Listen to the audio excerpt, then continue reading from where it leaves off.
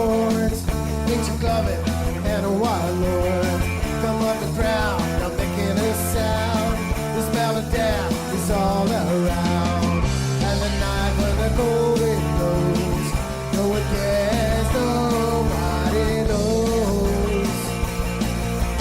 I don't wanna be buried in a pet cemetery. I don't want to live my life again.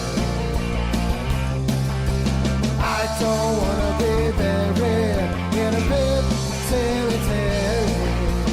I don't want to live my life again. Follow the picture, Judas kept place. This ain't a dream, I can't escape. More words of pain, the clicking of bones. Where is the morning? I'm on a drumstone. And the night when the moon is bright, some cry, some ain't right. I don't wanna be buried in a big cemetery. I don't want to live my life again. I don't wanna be buried in a big cemetery. I don't want to live my life again.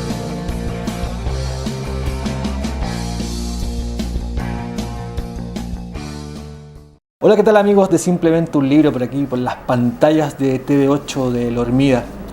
Hoy tenemos un programa, como les decía la semana pasada, sobre que nos vamos a meter con el tema del racismo y cómo esto se impone desde la institución. Tenemos 3 invitados, que son César Leighton, Cristian Palacios y Marcelo Sánchez. Marcelo Sánchez, está bien, no me equivoqué. ¿Quiénes nos van a hablar sobre 3 libros que sacaron ellos, que como les decía, sobre cómo la institución va imponiendo estos temas de hombres superiores o de limpiar la raza para tener, sobre todo, clase trabajadora, limpia, con grandes fortalezas, etcétera, etcétera. Así que no les doy más la lata, les dejo con la primera parte de la entrevista con el Cristian, el César y el Mauricio. Marcelo, perdón. Otra vez. Con Marcelo Sánchez, así que los dejo. Hola, ¿qué tal amigos de Canal 8 TV de Peñalolén? Otra vez otra cita con Simplemente un Libro. En esta oportunidad invitamos a 3 historiadores que pertenecen al Museo Nacional Odontológico. Aquí están a mi izquierda, Marcelo Sánchez, César Leighton, César Palacios. Cristian Palacios, perdón. Mi dislexia, ¿verdad? Quienes tienen 3 libros, son 2 libros que están ya editados y viene un tercero, y de los cuales vamos a hablar. El primero es Industria del Delito, que están coautores el César con Cristian, y el segundo, que se llama El Boulevard de los Pobres, Racismo Científico, Higiene y Eugenesia en Chile e Iberoamérica, siglo XIX y siglo XX, y donde ahí ingresa Marcelo. Bueno, chiquillos, como primera pregunta les quería preguntar ¿cómo nace la idea o cómo se van acercando a contar la historia de Chile de una perspectiva de la ciencia? ¿Cómo se fue formando digamos, los relatos? Bueno, lo que pasa es que hace un tiempo nosotros trabajamos temas que tienen que ver con una interpretación, se podría llamar sociocultural y política de la ciencia, igual que cada uno en diferentes especialidades, pero hemos analizado un poco los temas que tienen que ver cómo el mundo social ha sido también un poco controlado a través de tecnología o tecnología científica o tecnología en general.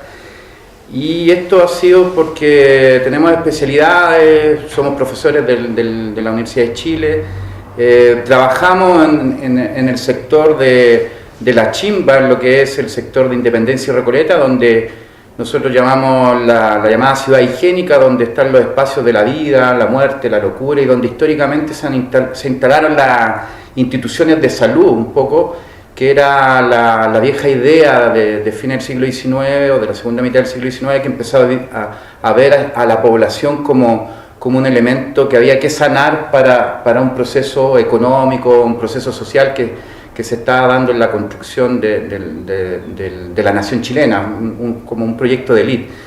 Y reconociendo ese espacio, nosotros empezamos a trabajar temas que tenían que ver, al principio en lo personal, con museografía médica, la construcción o el rescate de museos científicos de la Universidad de Chile, especialmente el Museo de Medicina, ahora el Museo de Odontología. Hemos trabajado también en alianza con otros museos científicos, y de ahí empezamos a encontrar material un poco o relacionarlos con instituciones que se llaman instituciones de disciplinamiento social, y donde nosotros hemos empezado investigaciones ya en diferentes ámbitos, pero que ahora hemos capitalizado en el sentido de construir cursos, disciplinas. Por ejemplo, tenemos un curso de Historia de la Ciencia, Historia de la Salud, tenemos CFG, cursos de formación general, y tenemos también la idea de que la universidad también tenga una relación con las comunidades. Entonces, Independencia, Recoleta son barrios de inmigración fuerte, donde en cierta forma también hay una convivencia, pero también temas de xenofobia, y en cierta forma lo que estamos haciendo como historiadores de la Chile, tratar de ver el mundo social, ver las problemáticas que tiene la comunidad y un poco incluir en nuestros trabajos y en nuestras investigaciones. Y así un poco llegamos a la construcción de estos libros. Sí, yo también quisiera como agregar para responder a tu pregunta, y es como verlo de otra manera, en el sentido de que cómo es posible comprender el mundo de fines del siglo XIX o la historia del siglo XX, ya sea en Chile o a un nivel global, sin hacer intervenir conceptos como higiene, evolución, biología, racismo.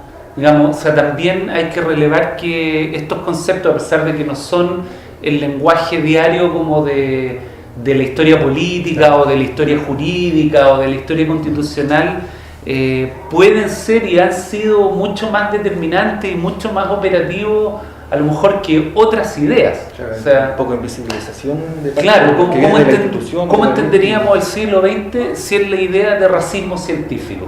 Cuando tú tienes a los grandes imperios coloniales expandiéndose en el mundo en nombre de la superioridad del hombre blanco, o el proyecto nazi-fascista imponiéndose a otro grupo humano en nombre de su superioridad, de su derecho a tener más espacio vital, a tener una mejor economía, a invadir el espacio de los subhombres que eran los eslavos, los comunistas, los bolcheviques, los judíos.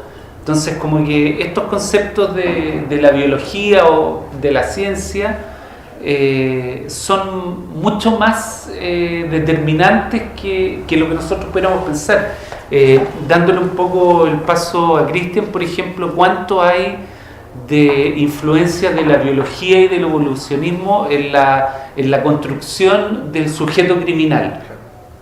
¿Cuánto interviene en eso? Esa perspectiva, digamos, parece lejano, pero hoy día estamos sometidos al control biométrico, al control de identidad, al control de la huella dactilar, del fondo de la retina. Claro, eso se inicia, si no me pueden corregir, con el tema de las mediciones, según un cráneo, pertenecía clase alta, clase baja, por decirlo de alguna forma. ¿Tú nos podrías más o menos cómo se inicia ese proceso de identificación o de catalogar a ciertos personajes? Claro, sí, por lo menos en el caso, yo creo que compartió mucho con las distintas tendencias que nosotros estudiamos, César, la psiquiatría, Marcelo, la eugenesia, y yo un poco la criminología, nacen de una misma problemática, la Europa, el proceso de industrialización, la masificación o los procesos de migración, los conflictos que empiezan a tener las clases dirigentes, las clases de élite con estos nuevos inmigrantes, con estos nuevos personajes, nuevas caras, nuevos problemas sanitarios, nuevo hacinamiento en las poblaciones, y empieza a desarrollarse todo esto, ciencia o prácticas biomédicas de mediciones. Es decir, en la Europa del siglo XVIII empieza a estructurarse una disciplina que se llamó antropología criminal, que empieza o anteriormente, si ya desde el Renacimiento empiezan todas estas teorías de la fisiognomía, de la frenología, y después se articula como antropología criminal, que empieza a analizar o invocarse al cuerpo humano como un indicio de peligrosidad, de sospecha, etcétera, etcétera. O sea, ahí a finales del siglo XIX se empieza a desarrollar esta nueva teoría, que es la criminología, que es el estudio del criminal y la problemática del criminal a partir del cuerpo.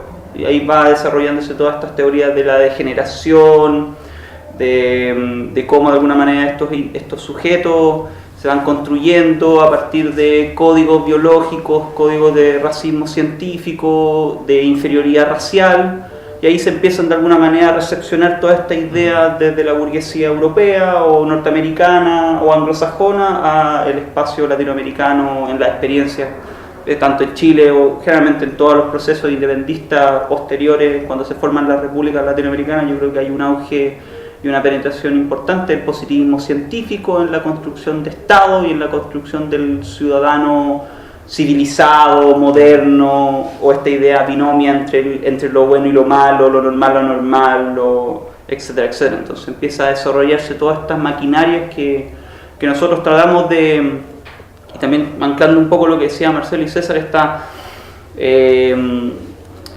historia no tradicional con estos elementos que al analizar las fuentes, y eso es importante, nosotros también en las mismas fuentes salen todos estos conceptos, no es una invención de nosotros, es decir, son conceptos, son ideas que están culturalmente imbricadas en la sociedad chilena y latinoamericana o en un contexto como globalizante de la época del siglo XIX y el siglo XX, que yo creo que en la actualidad, un poco que habíamos hablado on and off, no sé si continúan en la actualidad. El neoliberalismo de alguna manera le da su toque, pero está la neurociencia, la psicología evolutiva, que sigue pensando esta idea, por lo menos en el caso del criminal, como un sujeto, un enfermo, un no humano, esta idea de la deshumanización del criminal como un personaje que no merece la que poníamos ejemplo, la marcha del portonazo.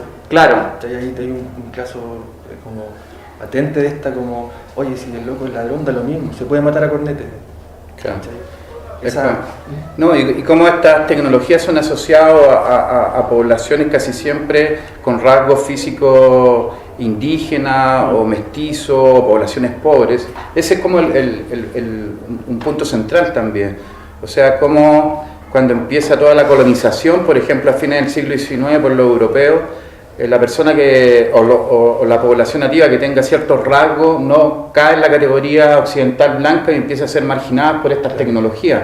Y como estas tecnologías de colonización tecnológicas van a ser después para identificar dentro de los grupos nacionales, los propios gobiernos latinoamericanos, identificar a los que no sirven para las funciones que está desarrollando el Estado, como la industrialización, la construcción de un trabajador sano para el modelo económico. Y eso también nosotros vemos que el neoliberalismo lo está recuperando, está introduciendo cierto tipo de ideología, lo voy a decir así, cosas que suenan muy sanas, como vivir sano, esto de que las personas tienen ya no un Estado que los gobierna en términos de alimentación, por ejemplo, sino ellos mismos hacerse cargo de un modelo de cuerpo sano para en el fondo, con las tecnologías médicas, alcanzar una mayor expansión de vida para trabajar para el modelo, ¿ya? Entonces vemos, nosotros lo que hacemos en cierta forma es hacer una genealogía, un origen de donde vienen estas formas ideológicas de control social, y Boulevard e Industria tienen fuentes donde fueron aplicadas a fines del siglo XIX o durante todo el siglo XX, y lo comparamos con modelos neoliberales.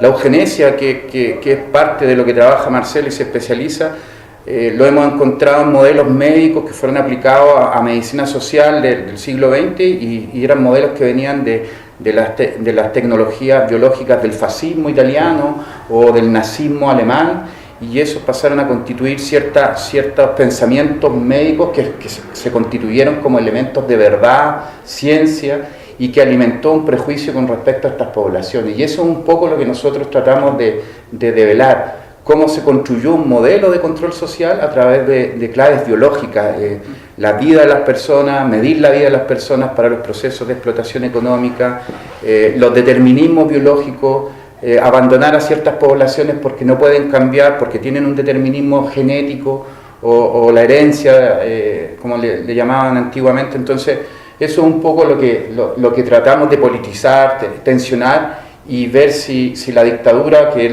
lo último que hemos trabajado también, estamos metiéndolo, aplicó estas tecnologías. Ahí dentro del libro también aparecen personajes, no sé, icónicos de la historia chilena, por ejemplo, Benjamín Vicuña Maquena, que es el que reforma la ciudad de Santiago y empieza con la higiene y empieza le da como el puntapié inicial, entre comillas, a todo esto lo que estamos hablando. ¿Qué podrían contar cómo Vicuña Maquena, de dónde viene esa idea de reformular la ciudad? Claro, cortito, Vicuña Maquena fue como un discípulo de Faustino Sarmiento, ya de estos que hablaban de una civilización, de copiar el modelo europeo civilizatorio y imponerlo acá en América Latina y excluyendo a los que no sirvieran para este proyecto. Y Benjamín Vicuña Maquena está en Francia, ve algunos modelos del barón Haussmann, que es un reformador social francés, y trae ese modelo a Santiago, que nosotros creemos que lo aplica en la década de 1870, donde se está dando todo un proceso a nivel mundial. Inglaterra está haciendo un colonialismo, hablando con teorías malthusianas de que los alimentos no alcanzan para la población, por lo tanto se está generando todo un proceso de expansión y justificando la conquista de materias primas. Y en ese contexto, que es un contexto donde los grandes imperios se están movilizando y conquistando territorio, yo creo que las élites liberales traen para un proceso de colonización interno, de su población interna. Y Benjamín Vicuña Maquena plantea que en Santiago existen dos poblaciones, dos tipos de población: una élite blanca, sana, ilustrada, que vive en el casco antiguo de la ciudad, y un aduar africano, toda una población marginal, los compara con africanos, pero hay todo un proceso de colonización paralelo. Y él plantea que hay que crear un cordón sanitario, que es un modelo de medicina social de fin del siglo XIX, que cierra este cordón de 11 kilómetros para proteger a la élite y dejar afuera a todos estos grupos marginales, y en cierta forma también deportarlos, sacarlos de sus barrios para ir generando también modelos inmobiliarios, ya que en cierta forma eso se está construyendo. Y ese es como el puntapié inicial que nosotros vemos, por lo menos en Boulevard. Este cordón, Benjamín Vicuña Maquena le llama Boulevard, que significa defensa. Tiene que ver con algo que separa, pero que también permite que todos circulen. Ya hay un modelo que tiene que ver con que Benjamín Vicuña Maquena creía que la ciudad era un gran organismo, circulaba la sangre, hablaba de las leyes de la física, de la sangre de Harvey. Hay todo un proceso de entender la ciudad o la sociedad como un organismo, ya la sociobiología un poco que está emergiendo estas visiones de fines del siglo XIX. Incluso Benjamín Vicuña Maquena es el creador de la policía, entonces hay toda una visión que tiene que ver con la seguridad de este cuerpo también, de este cuerpo urbano y de este cuerpo social.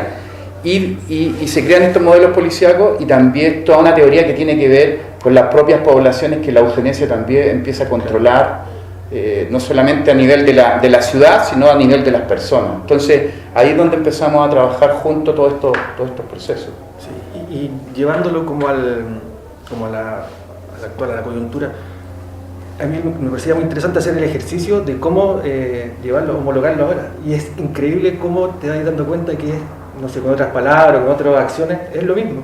Por ejemplo, el reformular la ciudad poniendo, no sé, carreteras urbanas, Vespucio Sur, y todo para que fluya el capital. Hay un documental que se llama El esclavo moderno, no sé si, que está basado en el libro de la Naomi Klein, la teoría, que ahí habla sobre eso, que las carreteras urbanas se construyen para que el capital fluya, y por eso también te das cuenta, si hay un mall en cada carretera, el acceso.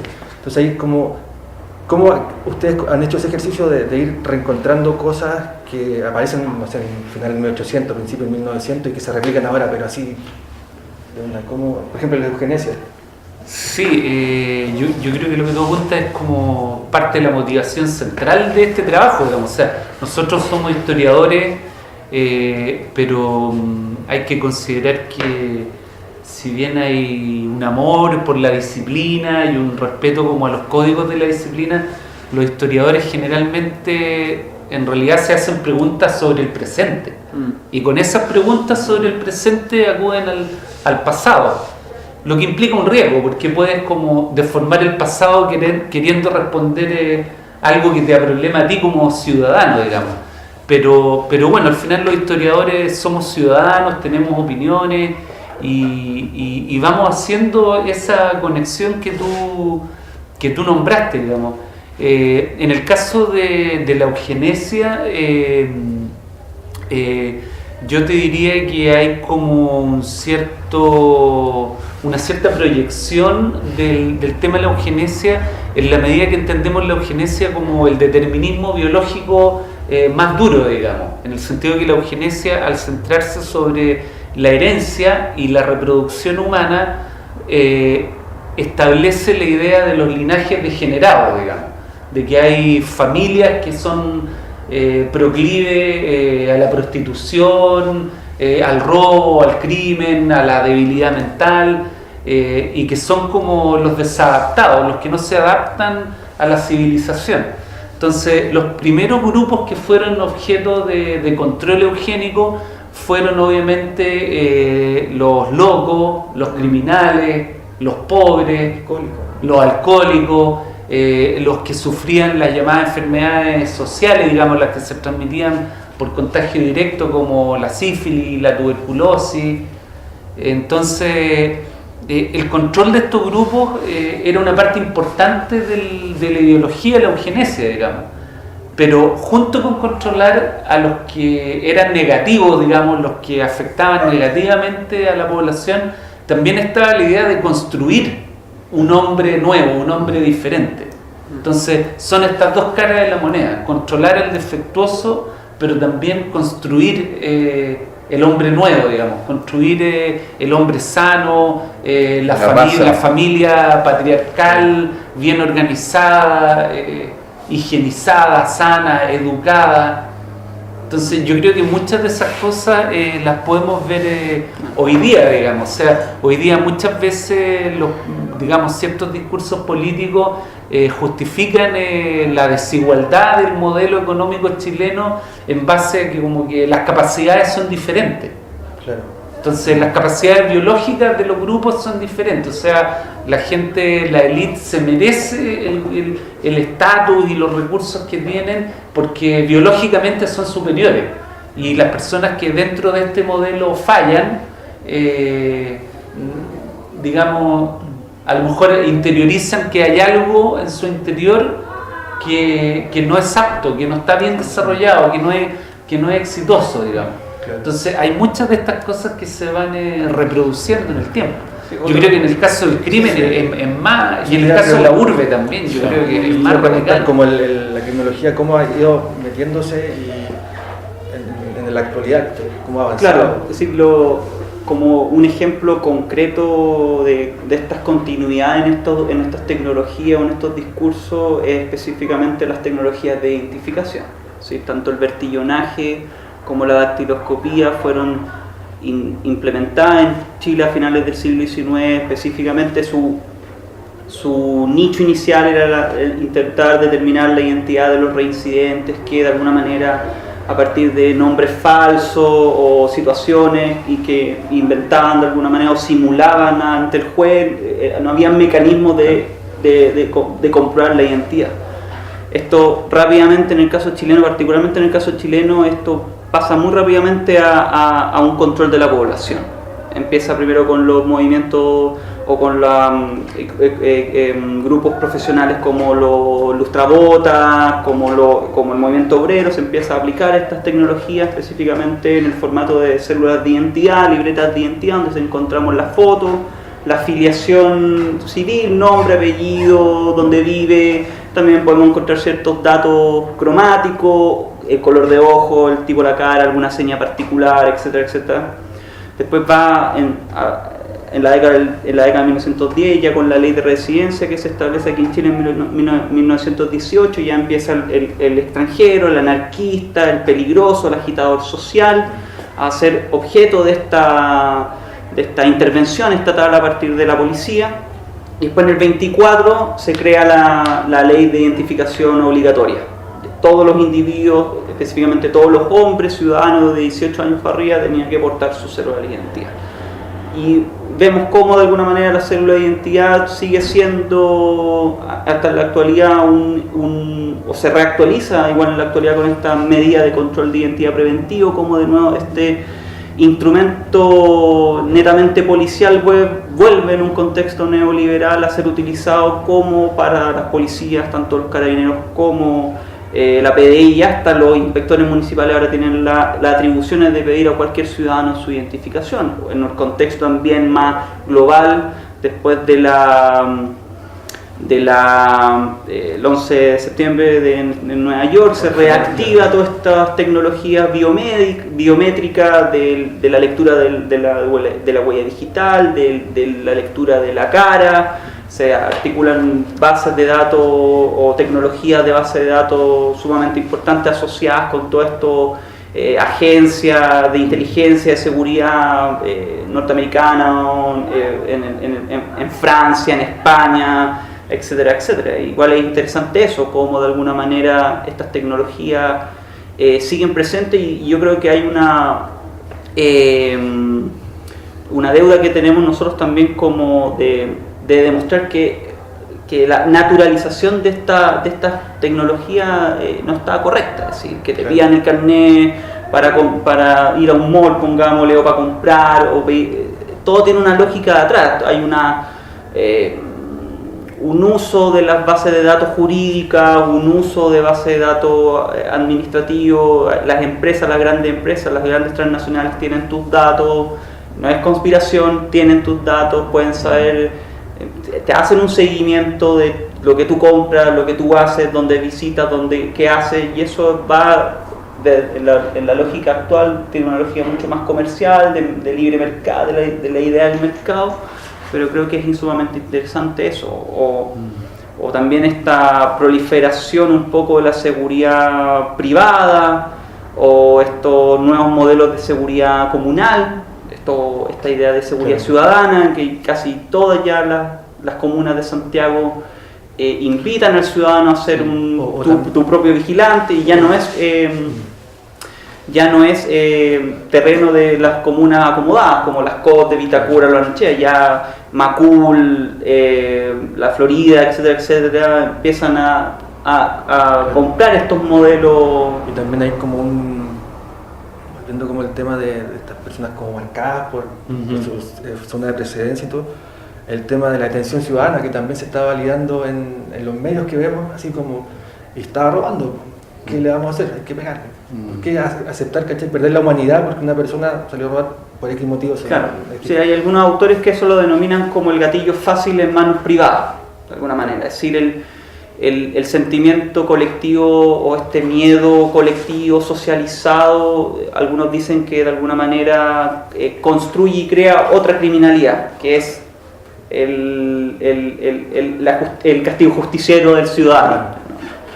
Pero ahí está todo, también esa idea también está todo englobada en este armamentismo ciudadano, estos controles barriales o esta idea de justicia ciudadana también está, es un contexto donde el mercado de seguridad vende, los medios de comunicación venden eso. Es decir, si no hay delincuencia, inventemos violencia, inventemos conflicto. Un poco lo que habló César o lo que apelaba también Vicuña Maquena, y un discurso sumamente policial de Vicuña Maquena, esta idea de la calle como un sector neutral, en donde solamente haya flujo y movilidad, pero nada lo perturbe. Claro. Es decir, nada lo perturbe, ni una protesta, ni gente que se junte, nada, solamente flujo de capitales y de personas. Entonces eso es como... Claro. Y eso en términos de función urbana, creemos que la dictadura empezó un modelo así, el tema de segregar cuando Santiago refundado, o sea, refundado en el sentido que se saca una nueva ley a través del proyecto de regionalización y se construyen 17 comunas container, ya donde nosotros hablamos que se desplazan y se sacan a todos los pobres de las comunas ricas y se hace una especie de profilaxis social, se saca a los pobres de los sectores altos, específicamente Ñuñoa, Las Condes, Santiago, que era el otro lugar, y se crean estas 17 comunas. Entonces hay como una especie de apartheid, ya realizamos muchas investigaciones de la época que están viendo los procesos de erradicación de la pobreza, como se le llama. La erradicación es un concepto que siempre estuvo asociado a plaga, ya en términos biológicos, y se hace este modelo, ya. Y este modelo tiene que ver con un proceso que son las instituciones que están llevando este proceso, este modelo de erradicación, que es CONARA, que es un organismo donde están los militares que se especializaron en geopolítica, ¿ya? La geopolítica es un submodelo que también está en los procesos de colonización de fin del siglo XIX, y ellos plantean que el Estado es un supraorganismo que tiene que luchar con otros estados por la lucha de la vida, que son las ideas del darwinismo social. Esta idea del capitalismo salvaje, donde todos tienen que pelear por los recursos materiales, por el territorio, y nosotros vemos que aquí en realidad no es un modelo que se enfrente a otro Estado, sino un proceso donde hay que colonizar ciertos espacios vitales para desarrollar la nación. Ya los geopolíticos también hablaban, los milicos en ese sentido hablaban de que la población había sido también muy controlada por la eugenesia, entonces había que reproducir más población para tener más mano de obra y para tener un mercado para el consumo. Entonces empiezan a ir a los consultores y a las mujeres le empiezan a quitar los dispositivos intrauterinos, y entra todo el discurso del fundamentalismo integrista católico, ya que está asociado al modelo neoliberal, y entre todo empieza una intervención biológica de la población chilena, y eso es un tema que nosotros estamos desarrollando y estamos trabajando. Uno de los grandes mentores del modelo de la geopolítica en Chile es un militar ya que estaba en la primera mitad del siglo XX estudiando estos procesos y perteneció a la Escuela de las Américas, que es Pinochet, ¿ya? Pinochet plantea en su libro de geopolítica, que es del 68, si no me equivoco, que el Estado es una gran ameba, ya un protozoo devorador que tiene que conquistar otros territorios, avanzar, tiene un núcleo vital que son las ideas de Russell y Keynesian, que son la idea de los geógrafos que ayudaron a la conformación de la ideología del nazismo. Entonces creemos que la ciudad contemporánea que es Santiago, se crea bajo estas primicias, esta separación de grupos sociales, de raza, ¿ya? En cierta forma está el modelo de raza abajo, y en todo un modelo también de parar la organización política que se estaba dando de resistencia en contra de la dictadura, ¿ya?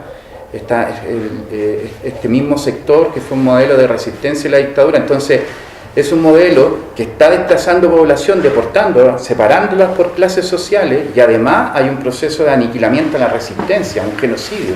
Entonces es todo un modelo que tiene que ver con un modelo de estas visiones orgánicas de extrema derecha un poco que la ciencia está desarrollando. Y lo que nosotros planteamos, o yo en lo personal, pero en las conversaciones con mi amigo acá, o mis colegas, planteamos que Chile también es el año cero del neoliberalismo. Aquí se crea el modelo, ya quizá antes del modelo de Reagan o de la Thatcher en Inglaterra. Entonces un modelo que obedece a una lógica que está asociada un poco a esta idea del nazismo, a estas visiones orgánicas, sociobiológicas, y que yo creo que fueron exitosas aquí en Chile y en modelos como Sudáfrica igual. Entonces hay cosas que lo atrevemos a comparar, a plantear. Estamos tratando de politizar conflictos que tienen que ver con las estrategias de la ciencia para desarrollar estos modelos sociales. Esa fue la primera parte de la entrevista con los chiquillos, con el César, con el Cristian y con el Marcelo.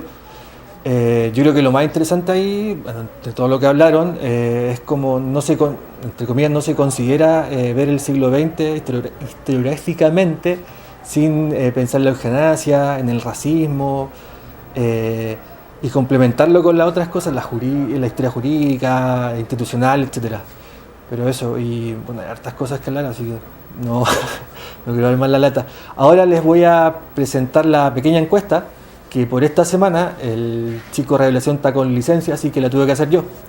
Vinimos acá a la sede 18 y entrevistamos a un grupo de señoras que se llaman Todas Juntas, quienes nos dieron el espacio, les damos las gracias desde ya por habernos recibido ahí en su grupito que estaban ahí trabajando en sus tejidos, Y después a la vuelta de la encuesta les voy a mostrar algo una sorpresa. Así que eso, nos dejo con la pequeña encuesta. Ahí vienen con palabras rosa y las historias en cada barrio. Por la calle vieja viene ya dos palabras, recitando poesía, viene canta que canta.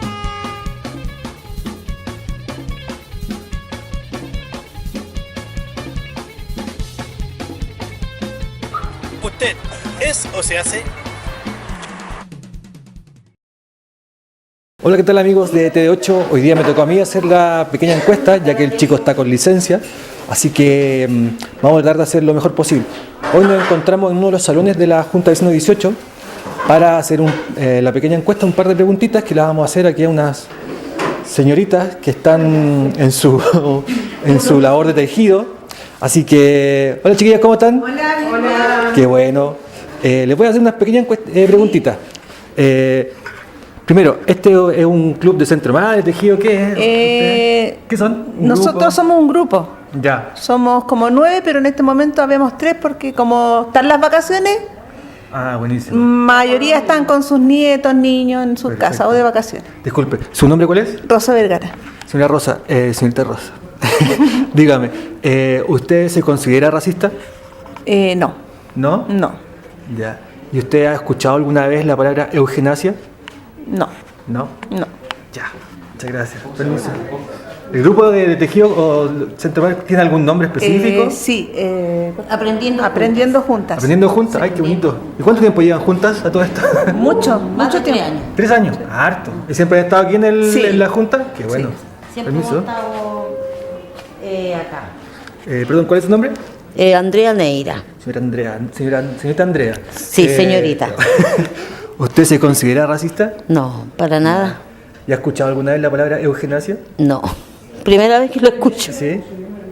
Permiso. Tenemos que buscarlo en el diccionario. Disculpe, ¿cuál es su nombre? Eugenia Olivares. Señorita Eugenia Olivares. ¿Usted se considera racista? No, para nada, no. ¿Ella es señora, me dice usted? Sí, yo soy señora, y bien señora. Ah, va. mire usted que- ¿Cuántos Sí. años de señora lleva? Como 40. Que Dios la Sí. compadezca. No, no me compadezca porque todavía no me arrepiento. Me tocó un marido excelente y unos hijos preciosos, así que... Mándale un saludo ahí a su marido ya. Y mi marido mío, es mío nomás, de nadie más. Él es mi amante, mi amigo y todo. Sí, no estoy arrepentida todavía. No sé si más adelante me arrepienta, pero hasta el momento estoy bien. Así que cero problema. Dígame, ¿usted se considera racista? No, para nada. ¿Y Nada, usted ha nada. escuchado alguna vez la palabra eugenasia?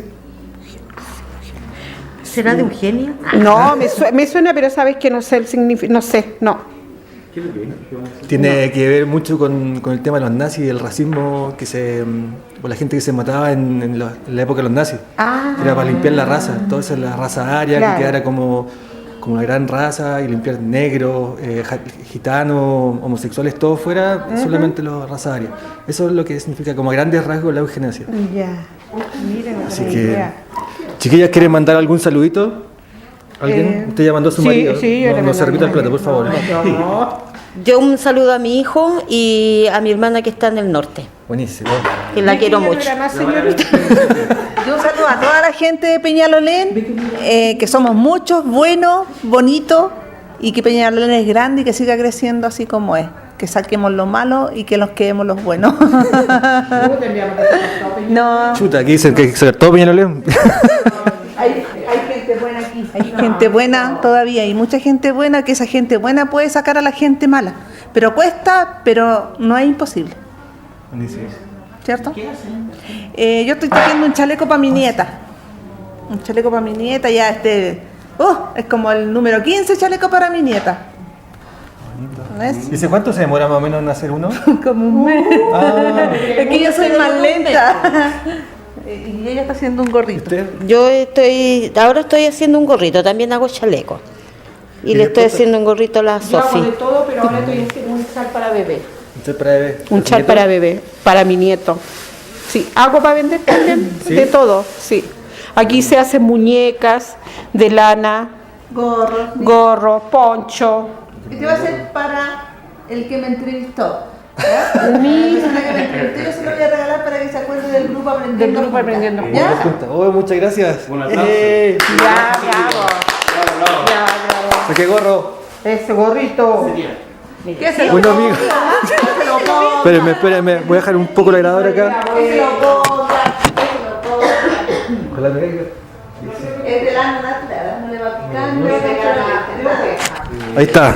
Y con el gorro en la cabeza. ¿De Temuco? Sí. Me despido con las señoritas, de Aprendiendo Juntas, de aquí de la Junta de Vecinos número 18, de acá de Peñalolén. Chao, chiquillas. Chao. ¿Mira este programa? ¿El programa que va a salir? Vengan cuando quieran. Ya, Estamos maravilloso. Todas las entrevistas no cobramos. Ya, pues. Antes lo hubiésemos invitado a Ah. Pero para la otra. Para la otra vez nos avisan y nos traemos quequitos. Sí. Chao, chiquillas. Nos vemos. Chao, gracias. Gracias por la entrevista. Hoy te quedó bien bonito el gorro. Sí, gracias. Mira. Esta historia en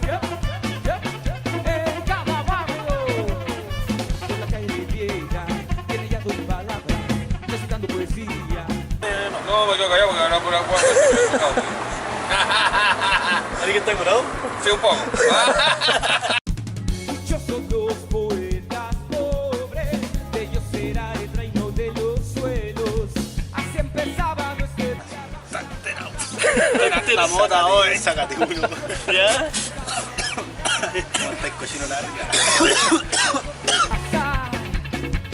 Un señor a dormir Oye, ¿al fin te bañaste? Fico, era necesario. fuera del pan como princesa. Dale. Bueno, amigo, esto llega hasta acá. Aquí se terminó la encuesta.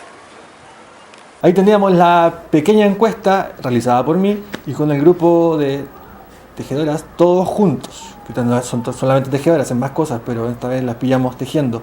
Y este fue el regalo que me hicieron, el gorrito.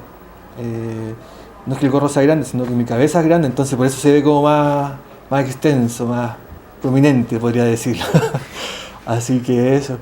Ya, chiquillos, los voy a dejar con la segunda parte de la entrevista al César, al Marcelo y al Cristian. Y que aquí van a hablar, siguen exponiendo el tema de cómo las instituciones el Estado chileno ha ido como forjándose, lo podríamos decir, o imponiendo el tema del racismo en todas sus ramas, no solamente contra los negros, sino homosexuales, ¿qué más podríamos decir? El tema de la gente que vive en la cárcel, de discriminarlos porque estuvieron en la cárcel por X motivo. Así que eso, los dejo con la segunda parte. De los prejuicios también en las policías. Estábamos hablando de un artículo que salió sobre un analista en Brasil, cómo la policía en Brasil fue, su origen fue para cazar esclavos. ¿Ya? Entonces, como que hay ciertas estructuras, ciertas ideologías que van quedando en estas políticas públicas, hacia la criminalidad, hacia la pobreza, pero que en el fondo empiezan a aplicar en las periferias, pero después se aplican en la población en general. Eso es un poco lo que hemos buscado como objetivos también de investigación de nuestros libros. Oye, un concepto que se repetía mucho tanto en la cuestión criminal o en la eugenesia o en la misma llamada cuestión social era la idea de la defensa social. O sea que la sociedad es un gran organismo y por lo tanto si algo lo ataca tiene derecho a eliminar aquello que lo ataca, porque si no lo que va a morir es como el ser completo de la sociedad. Entonces si algo ataca a la sociedad hay que eliminarlo, digamos, hay que controlarlo, hay que eliminarlo. Entonces es la idea de la defensa social contra el criminal, contra el loco, contra el agitador político, etcétera, digamos. Y esto a la vez también se articulaba mucho y era muy coherente con esta idea del organismo, digamos. Ahora, esta idea de la sociedad como un organismo biológico también implica una jerarquía, porque resulta que este organismo no es similar en su conjunto, sino que tiene como parte. Si lo asimilamos a la idea del cuerpo humano, una idea que viene desde la antigua Grecia, digamos, algunos grupos sociales son la cabeza y otros son el estómago y otros son... Entonces hay una idea que tenían muchos los eugenistas chilenos en la década del 30, y tal vez podemos mencionar específicamente a Carlos Monkever, el primer decano de la Facultad de Medicina de la Universidad de Chile y el fundador de la Obstetricia Nacional, que decía que en el fondo a la élite le tocó ser cerebro y al trabajador le tocó ser brazo, y que de un trabajador nunca podría surgir un ser de verdadera cultura. Entonces también hay una idea como muy estática, como de los diversos órdenes sociales, digamos, que es algo que hoy día lo podemos encontrar en el pensamiento del Opus Dei, y hoy día también lo acabo de leer a propósito del debate previsional. Los gerentes, los directores de la AFP se oponen a que los trabajadores tengan representantes en los directorios de la AFP. Entonces yo pensaba, igual es la idea esta de que le tocó ser brazo, y por lo tanto hay otras personas que les tocó ser cerebro, que sí pueden administrar esto, digamos. Entonces yo creo que ahí hay un punto bien interesante con esta idea del organismo, de la biología, etcétera. Ahí en el libro hay algo, me pareció súper interesante, como el derecho a la salud en la historia de Chile. Que hay un cambio después cuando el derecho se ingresa, como ya ustedes tienen derecho a ir al hospital, supongo. Pero no era por una cosa como de humanidad de ir a la salud, sino que tenía que ver con el tema que es como eran brazos. Necesitaba fuerza de trabajo, distintos nombres. Y eso se podría replicar ahora con el tema de la inmigración, que también se repite esto. Llegan, ahora, visualmente es súper lindo que hayan morenos, ¿cachai? Raza negra y todo, pero los que llegan no llegan como a trabajar en la FP, ¿cachai? La gerencia, no son brazos al fin y al cabo. ¿Cómo ven ese el tema de la inmigración ahora y a través de la historia también? Claro, hay un concepto en el que coincidían las visiones liberal conservadoras, las visiones socialdemócratas y las visiones socialistas, hablando como de las maneras de entender el problema sanitario chileno en la década del 20, el 30, el 40.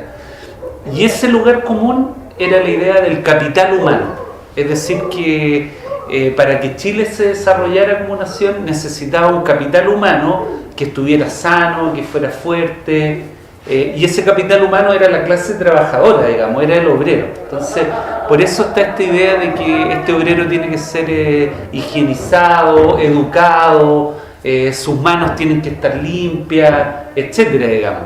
Entonces, aquí surge esta contradicción, un poco en el sentido de que esto evidentemente va en favor de grandes masas de población, aumenta la esperanza de vida, aumenta la calidad de vida, pero el objetivo de la política no es el derecho individual de cada persona a la salud, sino que la idea de una masa que tiene que ser sana para ponerse al servicio de una gran industrialización nacional y de la productividad del capital financiero chileno, digamos.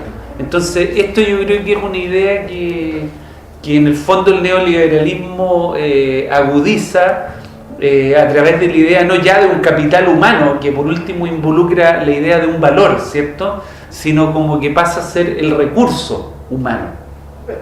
Deja de ser capital, deja de tener un valor y ya es solamente un recurso que tú puedes usar, volverlo productivo, y cuando ya no es productivo lo tienes que desechar por otra tecnología o por una nueva cohorte, digamos.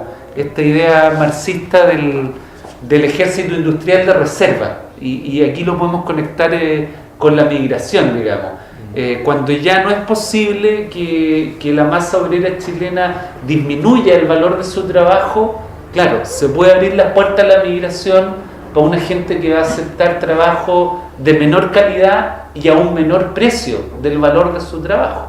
Entonces, obviamente nos encontramos con los migrantes peruanos, haitianos, sobre todo haitianos, colombianos. Obviamente es claro, porque tal vez entre los colombianos y los peruanos hay empresarios, hay médicos, hay una mayor diversidad, pero entre los inmigrantes haitianos la realidad es el aseo, la limpieza. Sí, y a eso, y trayendo también el tema como de actualidad de la inmigración, El tema del Sename, no sé si yo personalmente lo veo como el Sename, que son niños en riesgo social, agarra el Estado, pero a donde hago el pero yo es por qué esto pertenece al Ministerio de Justicia. Es raro, porque ahí también va criminalizándolo a los chicos. ¿Por qué el Ministerio de Justicia hace ese hincapié o forma este departamento para cuidar niños y al final se les mueren? No sabemos si son 185, 400. Claro, es que el origen del cuidado de la infancia en el fondo tiene que ver con una categoría que es, algunas fuentes le llaman el niño golfo, Sí. pero en realidad es la categoría de la infancia normal. Claro. O sea, la idea de proteger a la infancia no es en realidad tanto en relación como a los niños que están sanos en la escuela, digamos, o que son protegidos por su familia. La idea de proteger a la infancia es proteger una infancia que ya está patologizada, que tiene conductas patológicas, que tiene menor valía intelectual, menor valía biológica y por lo tanto esa es la infancia que hay que proteger. Entonces, por eso que estas instituciones tienen un rasgo carcelario, digamos, y terapéutico, porque en el fondo lo que está detrás es la idea de la infancia normal. Y esta idea de la infancia normal es una idea que se construye en 1920, 1930 y que continúa hasta ahora, digamos. No es una idea nueva, no es una idea de la psicología de los años 80, de los 90, y de hecho un gran instrumento científico de catalogación de la infancia normal fue durante mucho tiempo el test de inteligencia. Entonces se aplicaban test de inteligencia a los niños para determinar su edad mental y esto significaba que había niños muy inteligentes, estúpidos, idiotas, morones, etcétera, digamos. Y en realidad caer en una de esas casillas podía significar un destino, digamos. ¿Y cómo eso en el siglo XIX era a través de una medición de un compás de craniometría? Y ahora el neoliberalismo lo hace a través de test de pruebas SIMSE o lo ejerce a través de ciertas mediciones que hace de los test de inteligencia en los colegios, que se ha vuelto como lo que diferencia también las clases sociales o las escuelas. Y esto está asociado a una teoría que Marcelo estaba tocando por ahí y que lo hemos tocado en nuestro trabajo, que es la teoría de la degeneración, ya que es una teoría psiquiátrica de mediados del siglo médica, de mediados del siglo XIX, hecho por Augusto Morel, y que plantea que las patologías se transmiten en la herencia, que en el fondo es como la genética. Entonces, que los grupos pobres tienen su propia transmisión de estos problemas como la criminalidad, la enfermedad mental, y que en el fondo no existen las diferencias sociales, sino son diferencias biológicas. Y las problemáticas sociales, como la cuestión social del siglo XIX, la vuelven en términos biológicos, por lo tanto, hay que separar a estos grupos en términos de raza o de grupos biológicos, y en cierta forma nosotros vemos que eso en los orígenes de la modernidad chilena se dieron. O sea, esto de que no solamente los grupos anormales biológicamente cayeran dentro de estas jerarquizaciones, sino también, por ejemplo, la disidencia política.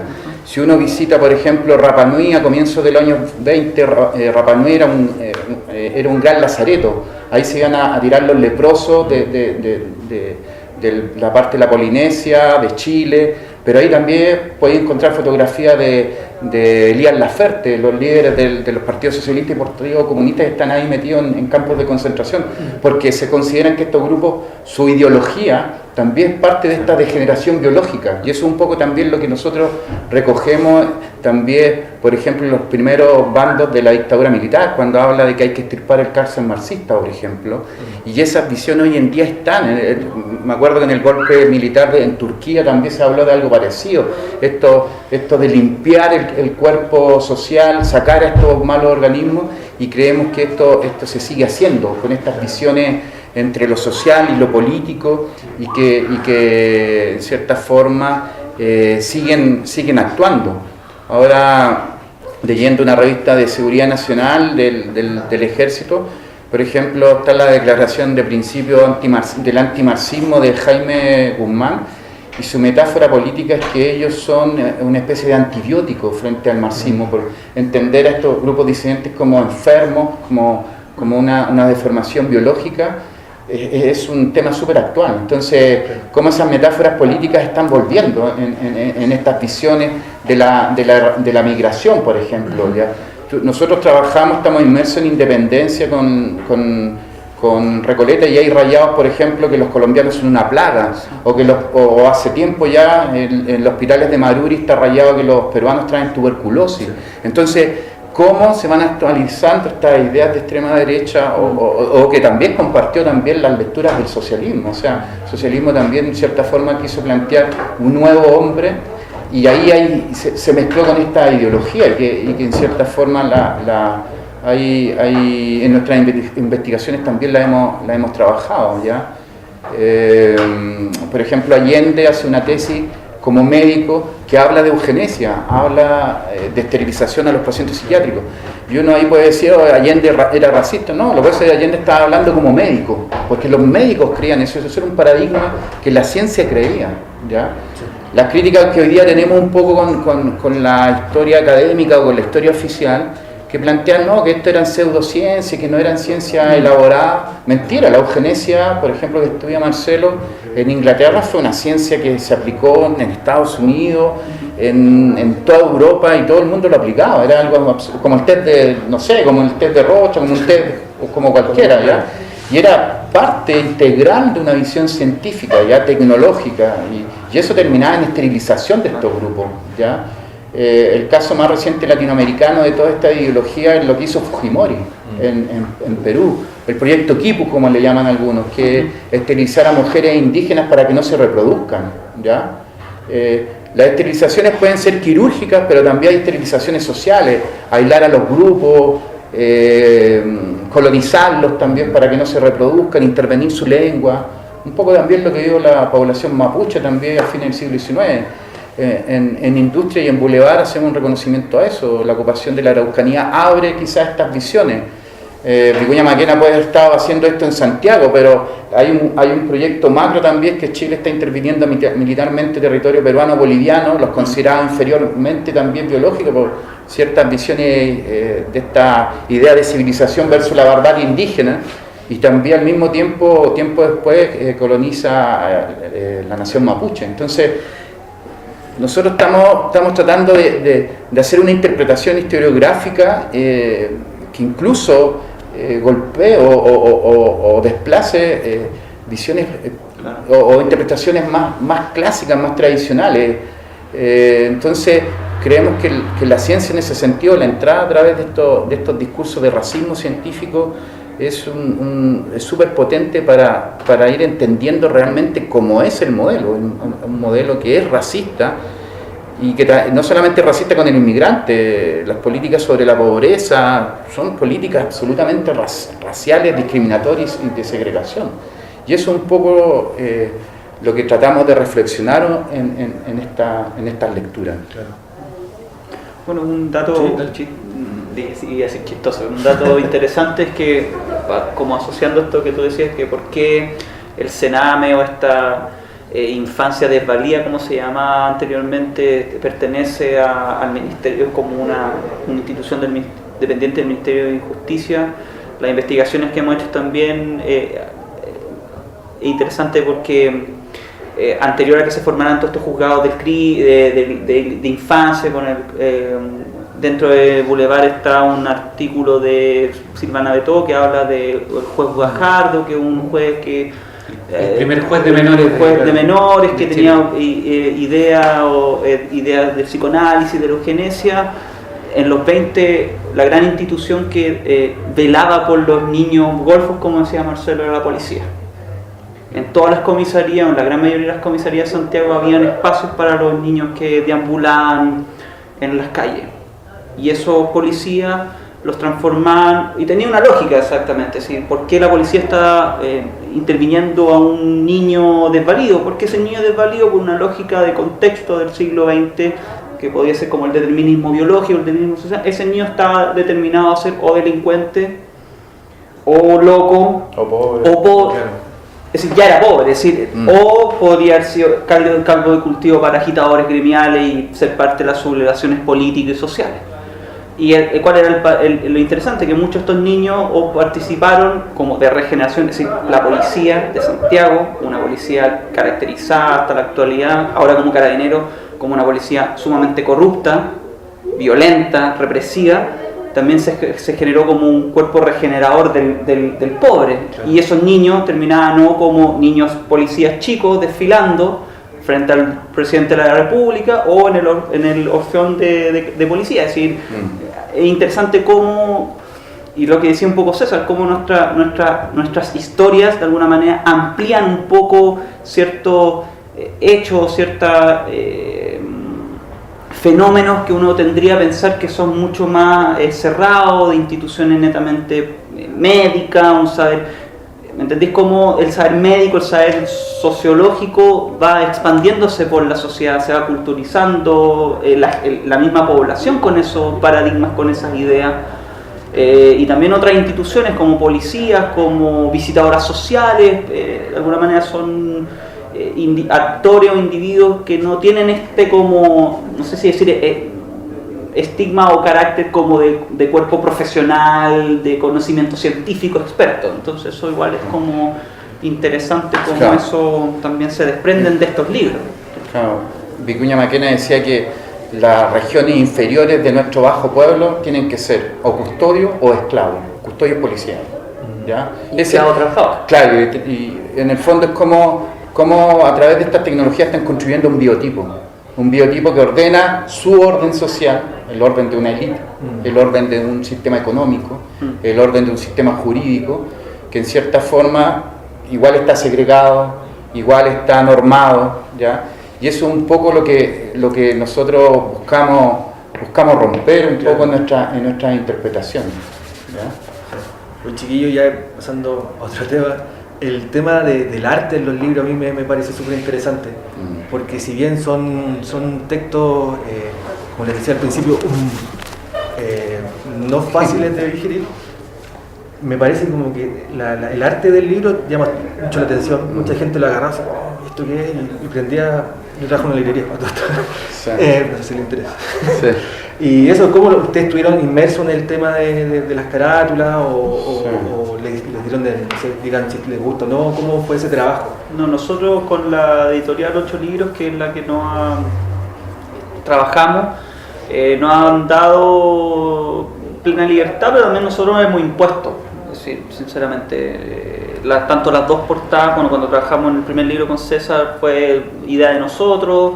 La segunda portada con los tres también, todo el material visual de los dos libros son en gran medida, bueno, hay un trabajo de la editorial Carlos Altamirano, que es la persona que hace el diseño, que claramente si no fue él es un maestro y hace pero la elección de fotografía, cuál fotografía, por qué la fotografía, igual que los documentos, es decisión del equipo editorial. Y nosotros, claro, la idea era proponer un libro, no sé si fácil de leer, pero de alguna manera igual creo que le da como frescura a un libro de historia, porque generalmente la historia tiene un uso de la fotografía sumamente estética, es decir, como voy a poner las fotos, y esta igual hemos tratado de articular que cada libro tenga en su propia visualidad una historia aparte. Y no sé. Sí, la idea fue integrar a la fotografía, como dice Cristian, como un documento. Y también integrar los documentos que nosotros trabajamos como historiadores. O sea, en muy pocos trabajos de historia se incluyen las fuentes. ¿Y por qué incluimos las fuentes? Porque creemos que eso es, y lo digo así, como democrático. O sea, se quedan con nuestros artículos y nuestras interpretaciones, o las de nuestros colegas, o simplemente leen las fuentes y hacen sus propias interpretaciones. Eso es un poco también lo que buscamos, un poco en este ejercicio. Sí, eso de los documentos está bien interesante, sobre todo en la industria, que aparecen, por ejemplo, en vez de la I, que es normal ahora, ustedes pueden dejar la I latina. Ah, claro. Eso, es como sí, cosas. El exactismo. ¿No? Sí, en el primer libro, como fue el primero, de hecho en los documentos lo incluimos como la mala ortografía, porque así se escriben en esa época, pero errores propios del autor, lo incluimos. En Boulevard ya hicimos un poquito de filtro, podríamos decir, pero es la idea, es decir, voy a dar una novedad para el programa, para los amigos de Peñalolén, que viene un tercer libro que se llama República de la Salud, Fundación y Ruinas de un País Sanitario. Y este libro en el fondo está enfocado como al tema de la historia de la medicina y de las instituciones públicas de Chile del siglo XX, contando un poco esta historia que ya anticipábamos en la conversación, es decir, este impulso por parte del Estado chileno por crear instituciones que sean capaces de higienizar a su pueblo. Y esa es la historia que va a contar República de la Salud. Y República de la Salud trae al final del libro un dossier de imágenes de fotografía, donde vamos a encontrar fotos de niñas aprendiendo el cuidado de los bebés, de niños siendo inspeccionados en la limpieza de sus manos, de empleados que se someten a exámenes de rayos X, obreros que están siendo inspeccionados por los funcionarios públicos por si tienen piojo o se les está diagnosticando la tuberculosis. Ahí hay un conjunto de fotos que hablan también del esfuerzo de estos 3 libros por tener una visualidad y constituirse como en documentos visuales de la historia de nuestro país. Claro. Hay otro caso anecdótico de la industria que aparece como un listado de palabras en COA. Sí. Es muy entretenidísimo. Sí. Está muy bueno. Eso lo hizo Cristian. Sí, ese es voy a leerlo un poco porque no me acuerdo el autor específicamente. Sí, es el Abraham Ratkin, que es un criminólogo chileno de la segunda generación, que claro, hace esta formación del vocabulario del AMPA chileno. Y yo creo que lo que pasa es que la criminología y también la policía estuvo muy involucrado en la lingüística criminal. Por un tanto, podríamos decir que para la criminología más dura, más determinista, el criminal hablaba de un distinto lenguaje porque era un salvaje, es decir, porque era por un pasado atávico, primitivo, claro. Una tribu. Ahí también en la industria está un poco trabajado esa idea del atavismo, esta teoría criminológica de que de alguna manera el delincuente es una aparición de un pasado primitivo del hombre, un pre-evolucionado. Claro, que en ese estado de salvajismo el delito es normal, y para una línea más como policíaca el estudio del lenguaje fue importante para la prevención del delito, es decir, los guardianes o la policía que patrullaba las calles, caminaba las calles o vigilaba, estos lenguajes eran parte de la instrucción de los policías, quienes al escuchar esto activaban al tiro esta idea de la sospecha y claro, hablaban el tipo de esta forma, este delincuente lo voy a llevar a la comisaría. Pero claro, eso es un trabajo propio. De hecho, Kraepelin debe ser psiquiatra, es decir, ahí te das cuenta cómo... Yo creo que eran, pues son Israel y Abraham Drapkin, sí, y los dos eran del Instituto de Ciencias Penales de la Universidad de Chile. Yo creo que los dos eran abogados. Sí, puede ser, pero es que el Instituto de Ciencias Penales igual involucra más instituciones, seguro, es decir, más disciplinas. Es decir, podría haber sido, es decir, la línea que es delgada entre si hubiera sido psiquiatra o jurista, ¿entendés? Como que yo hubieran manejado el mismo lenguaje. Claro, es un lenguaje que se manejan en todas estas, como también nosotros pusimos en el libro que va a salir, esta idea de una red de tutelaje sanitario, es decir, una cantidad inmensa de actores, de saberes, de disciplinas, de instituciones que van a tener como fin de alguna manera normalizar la población. Claro. Oye, chiquillos, y para ir terminando, ustedes pertenecen al Museo Nacional de Odontología. Cuénteme más o menos por qué la gente debería ir a conocer su frenillo. Tengo que ir a ver qué era antes. ¿Qué lo hubieran hecho? Claro. Mira, nosotros estamos ahí por un proyecto de museo, pero también hay un proyecto en tensión. Trabajamos con una bióloga que es bastante progresista, peleó contra la dictadura, que es la profe Marta, y que también tiene una relación súper progre con el mundo social. O sea, ella entiende que la universidad tiene que tener una relación con la comunidad y no una relación de jerarquía, sino ser la universidad una comunidad. O sea, la universidad está en el espacio público, la universidad dejar de ser endógena como le pasó a la Chile, porque la Chile quedó muy endógena por la dictadura, porque la dictadura la trató de aniquilar, ¿ya?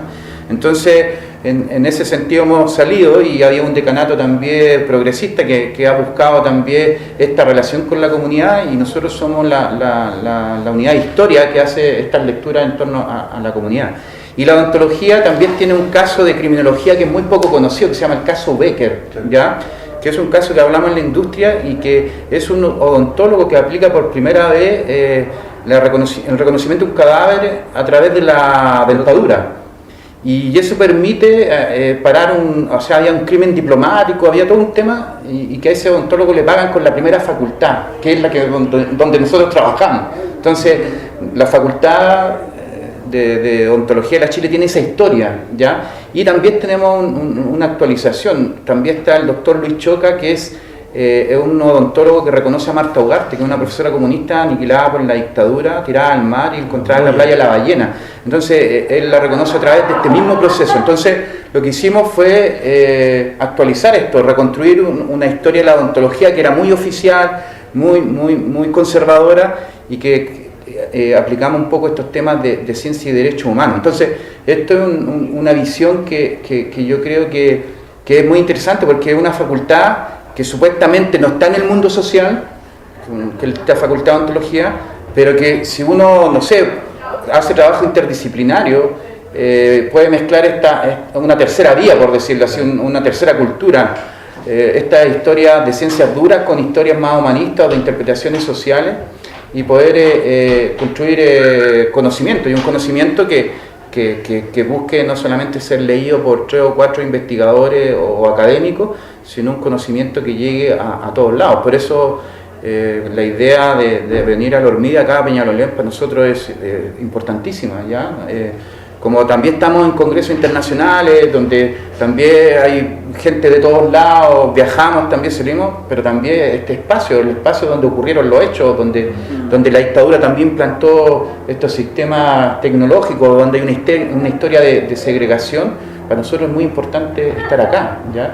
Y para romper un poco lo que decía Carlos Monkever, este médico prefascista de los años 30, de esto que del mundo obrero no habían salir intelectuales, romper esa visión. Nosotros buscamos eso, que los libros sean leídos por todo tipo de gente que pueda también hacer estas visiones más críticas y romper esta segregación que los modelos económicos y que el neoliberalismo nos trajo, ¿ya? Y creemos que es una buena instancia hacerlo de donde estamos trabajando.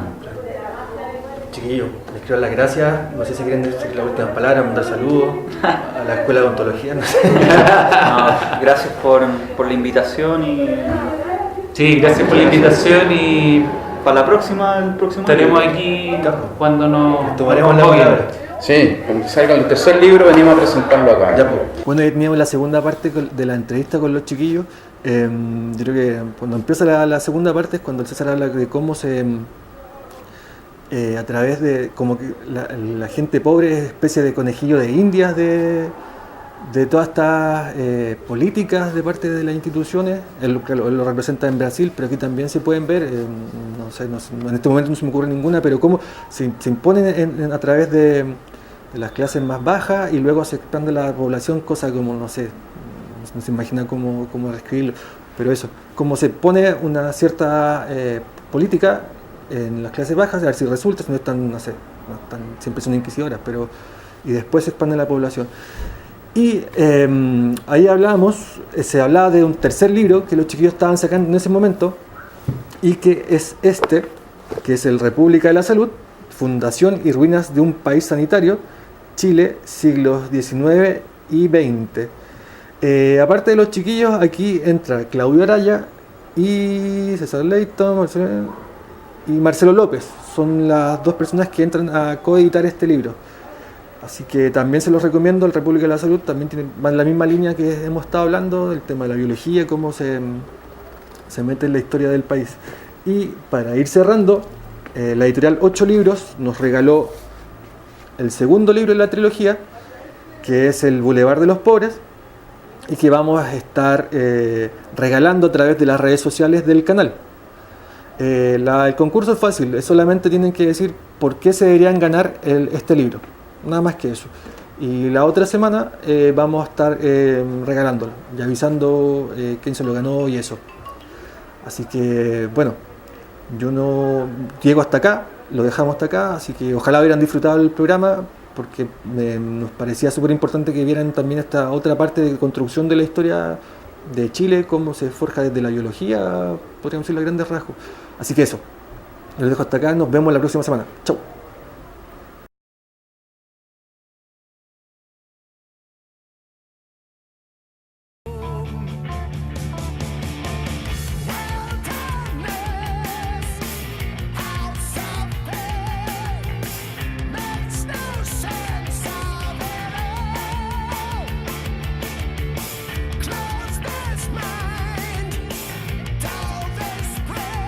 ¿Cómo es posible comprender el mundo de fines del siglo XIX o la historia del siglo XX, ya sea en Chile o a un nivel global, sin hacer intervenir conceptos como higiene, evolución, biología, racismo? Digamos, o sea, también hay que relevar que estos conceptos, a pesar de que no son el lenguaje diario como de la historia política o de la historia jurídica o de la historia constitucional, pueden ser y han sido mucho más determinantes y mucho más operativos a lo mejor que otras ideas. Claro, o sea, un poco de invisibilización de claro, ¿cómo ¿cómo entenderíamos el siglo XX si es la idea de racismo científico?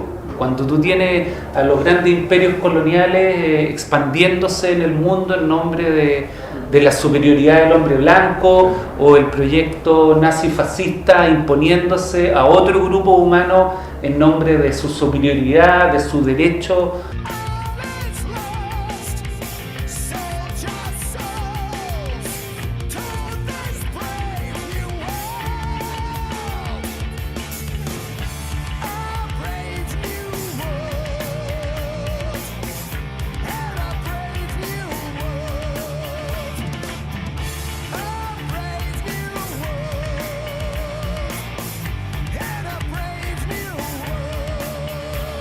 Y después en el 24 se crea la ley de identificación obligatoria. Todos los individuos, específicamente todos los hombres ciudadanos de 18 años para arriba, tenían que portar su cédula de identidad. Y vemos cómo de alguna manera la cédula de identidad sigue siendo hasta en la actualidad o se reactualiza igual en la actualidad con esta medida de control de identidad preventivo, como de nuevo este instrumento netamente policial vuelve en un contexto neoliberal a ser utilizado como para las policías, tanto los carabineros como la PDI y hasta los inspectores municipales ahora tienen las atribuciones de pedir a cualquier ciudadano su identificación. En el contexto también más global, después del 11 de septiembre de Nueva York, se reactiva todas estas tecnologías biométricas de la lectura de la huella digital, de la lectura de la cara.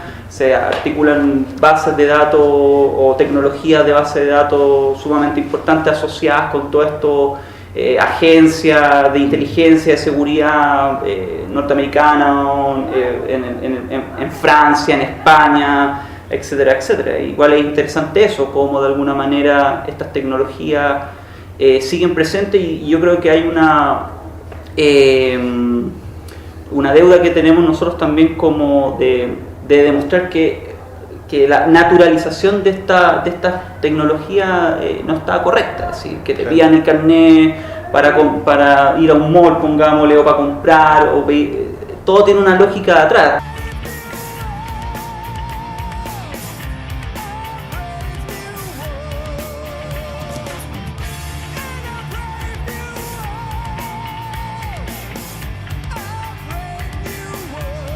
Cómo la policía en Brasil fue, su origen fue para cazar esclavos, ¿ya? Entonces, como que hay ciertas estructuras, ciertas ideologías que van quedando en estas políticas públicas, hacia la criminalidad, hacia la pobreza, pero que en el fondo empiezan a aplicar en las periferias, pero después se aplican en la población en general. Eso es un poco lo que hemos buscado como objetivos también de investigación de nuestros libros.